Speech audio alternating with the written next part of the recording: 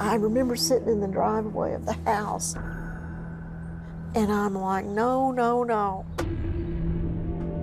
Lord, help me. And I knew, Doug, where are you? that wasn't the time to have a meltdown. Lisa Zirkle had reason to worry. Her husband, Doug, a type 1 diabetic and kidney recipient, hadn't shown up to their earlier appointment, hadn't come home, and wasn't answering his phone. Very unlike the 58-year-old pastor. Something's really wrong. Did he go off the road? Did something happen? Panicked, Lisa called nearby Memorial Hospital and learned first responders had just brought him in. Doug had gone into diabetic shock and crashed his car into a ravine. They said, you just need to come now. And I'm like, whoa. At the ER, Lisa learned Doug had a broken back, 2 brain bleeds, and his blood pressure, already critically low, was falling. Both Doug and Lisa were taken to a local airport, where a medically equipped airplane waited to take them to a trauma center in Denver. In flight, Lisa watched as 2 nurses struggled to keep her husband alive. I knew it was bad. Yeah, I wasn't sure. I wasn't thinking, oh, he'll make it. I never thought that. I'm thinking, Lord, is this the day? Please, no. So, yeah. At UC Health, University of Colorado Hospital, Doug was rushed into surgery. His blood had become toxic, and doctors suspected there was internal bleeding. They were not optimistic he would make it. It was basically like, this is the last-ditch effort. You know, we got to do this, or we're just going to watch him die. And I'm just praying like crazy. I'm like, Lord, what's going on? And just help me know what to do. Lisa called family and friends, and the news traveled quickly. As people prayed, doctors continued looking for answers. Then finally, after working on Doug for 5 hours, the surgeon came out to talk to Lisa. And she said, I kept him down there so long because I couldn't find anything wrong. She said, I looked and looked. I looked at his spleen. I was looking everywhere to see if I missed something. And she said, I couldn't find anything. And in fact, his organs looked pristine. There was more good news. Doug's blood pressure had improved, and scans showed the brain bleeds had subsided. Lisa says there's only one explanation: prayer. Absolutely. No question. None.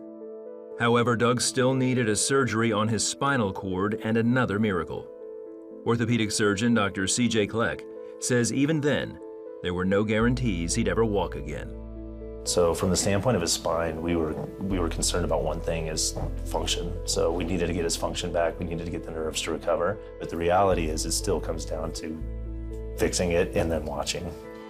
The surgery went as well as it could, and Doug would spend the next 2 weeks recovering in ICU before being moved to rehab. Fading in and out of consciousness, he began understanding what had happened to him. I remember hearing things like he may not walk. And I remember just saying, hey, am I going to walk again? And I don't remember an answer, but I remember just thanking God. It wasn't that I was alive. I was thanking God because he was with me. I just knew it. Several weeks passed and Doug still couldn't walk. Yet he didn't give up hope. I had different people lovingly pray for me and say things like, feel like you're going to walk. You know what? I received it. I accepted it. I wasn't worried about it. Dr. Catherine Payne is the rehab unit's medical director. Looking at Doug, he had a severe injury. So I think we were anticipating that after leaving rehab, that he'd still probably be needing to rely on a wheelchair for mobility. When Doug was discharged and sent home, he still couldn't walk. He and Lisa, along with their church, continued to pray, refusing to give up hope. Even after I got home, I had continuous therapy for a while because my goal was to walk my daughter down the aisle on the next Father's Day. 10 months later, after much prayer and hard work, Doug reached his goal. The Lord was with me. I've never felt so assured of God's presence, ever. Sometime after the wedding, Doug stopped by the rehab unit for a visit. They hadn't seen him since he went home.